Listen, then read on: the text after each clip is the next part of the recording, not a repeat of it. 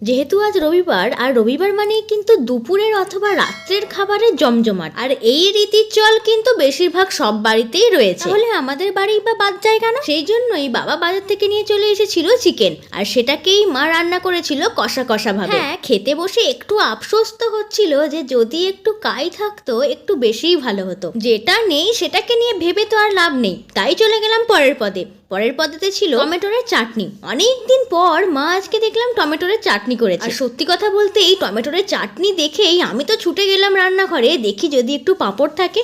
ও বাবা, দেখলাম পাঁপড় তো নেই, পড়ে আছে পাঁপড়ের প্যাকেট। তার সঙ্গে মা আরও একটা চাটনি করেছিল, তবে সেটার নাম আমার জানা নেই। তবে চাটনিটা করেছিল ডাল দিয়ে, বেশ ভালো খেতে হয়েছিল। আর কালকে রাত্রে দুটো মিষ্টি ছিল, তো ভাবলাম সেই মিষ্টিটাকেও এই থালিটার মধ্যে দিয়ে দিই। সারা সপ্তাহ কাজের চাপের পর এই একটা রবিবার দিনই কিন্তু আমাদের মনে শান্তি এনে দেয়। পরিবারের সঙ্গে যেমন সময় কাটানো, আর তার সঙ্গে ভালো মন্দ কিছু খাওয়া দাওয়া। তো এই